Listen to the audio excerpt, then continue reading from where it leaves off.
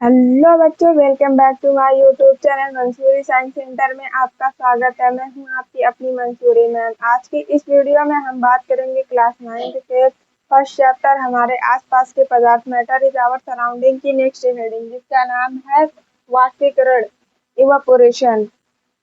अगर आपने और 6 हेडिंग्स को नहीं पढ़ा है तो आप मेरे यूट्यूब चैनल पर जाएं और वीडियो को देखें। चलिए वीडियो को स्टार्ट करते हैं।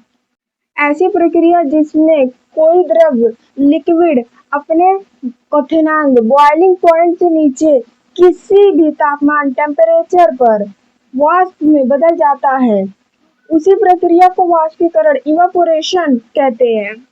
मतलब कोई भी लिक्विड है, द्रव है, वो बिना उबले ही भाप बन जाए, उबलने से पहले ही भाप बन जाए, उसी को इवापोरेशन कहते हैं।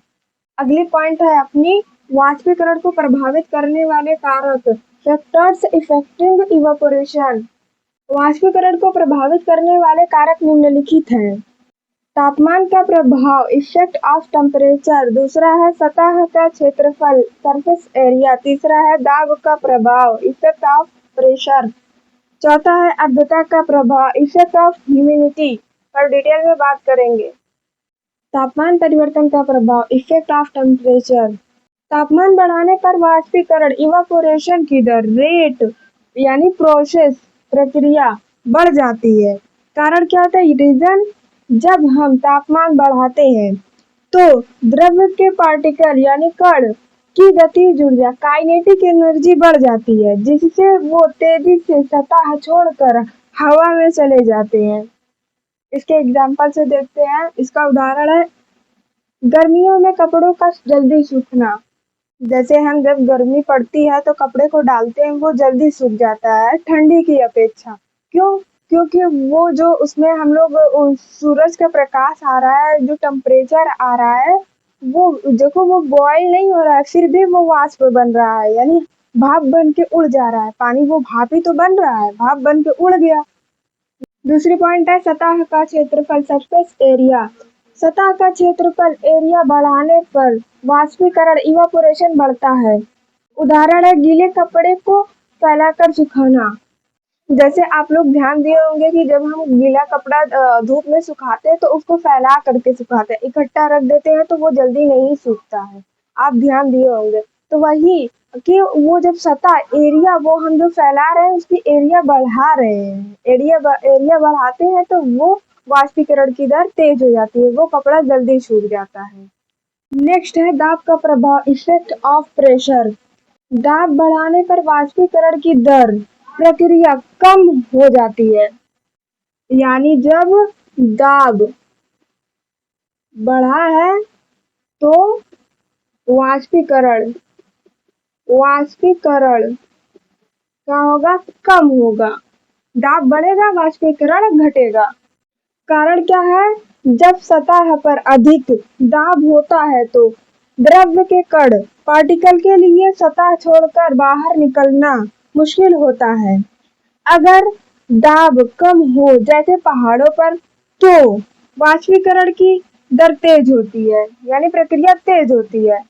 जैसे अगर मैं आपसे कहूँ कि आप एक कमरे में बैठे हैं और बाहर बहुत ज्यादा भीड़ है, मतलब कमरे के गेट पर बहुत ज्यादा भीड़ है, तो आपको बाहर निकलना है। आप कमरे से बाहर निकल पाएंगे? नहीं निकल पाएंगे। क्यों? क्योंकि वहां पे बहुत ज्यादा भीड़ है, तो आप वहां से निकल नहीं पाए। उसी तरह ये जो पार्टिकल होते हैं, ये नहीं निकल पाते हैं। तो वो पार्टिकल के लिए कैसी भीड़ होती है? वो वायुमंडल की दाब होती है, वायुमंडलीय दाब पर। हमने यहाँ पर जैसे देखा कि पहाड़ों पर वायुमंडलीय दाब कम होती है, तो वहां पर वाष्पीकरण होने लगता है, तेज हो जाता है। जैसे शॉर्ट वीडियो में हमने एक एक्सपेरिमेंट किया था कि क्या आग के बिना पानी को उबाला जा सकता है? ये एक्सपेरिमेंट का क्वेश्चन था। तो जैसे कि हमने वहां पे लिया था एक सिरिंज में हल्का गुनगुना पानी लिया था। जब हमने उसको प्रेशर दिया, उसका छेद हमने सुई का, तो उसमें जो ऐसे फिर उसको पीछे से उसका पिस्टन खींचे थे तो उसमें बुलबुले बनने लगे थे। तो बुलबुले बनने के कारण क्या थे कि जब हमने पिस्टन को खींचा था तो उसके अंदर का दाब कम हो गया था, तो उसकी वजह से वो वाष्पित होने लगे थे, वो वाष्पित होने लगे थे। नेक्स्ट है अपने आर्द्रता का प्रभाव, इफेक्ट ऑफ ह्यूमिडिटी। हवा में मौजूद उपस्थित जल वाष्प वाटर वेपर की मात्रा को आर्द्रता ह्यूमिडिटी कहते हैं। अगर हवा में पहले से बहुत ज्यादा नमी यानी मॉइस्चराइजर हो तो वाष्पीकरण धीमा होता है। एग्जाम्पल है बारिश के मौसम में कपड़ों का देर से सूखना। मान लीजिए आप क्लासरूम में बैठे हैं और उसमें 40 बच्चों तक की जगह है और 38 पहले से ही बैठे हैं, यहाँ पर वहाँ पे मौजूद है पहले से ही, और आपको 5 और बैठाने हैं। क्या उसमें 5 और बैठ पाएंगे? नहीं ना। क्यों? क्योंकि वहाँ पे पहले से ही सीट कवर हो चुकी है।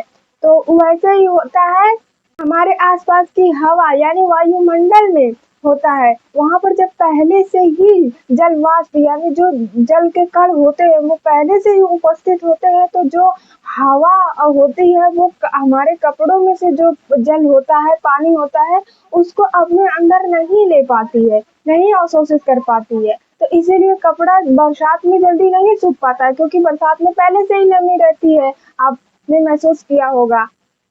आज की वीडियो में बस इतना ही। हम मिलेंगे नेक्स्ट वीडियो में इस चैप्टर के आखिरी और सबसे लास्ट हेडिंग पे, जिसका नाम है वाष्पीकरण के कारण शीतलता कैसे होती है। इस पर डिटेल में बात करेंगे। वीडियो को लाइक करिए, चैनल को सब्सक्राइब करिए, वीडियो पसंद आए तो दोस्तों में शेयर करिए।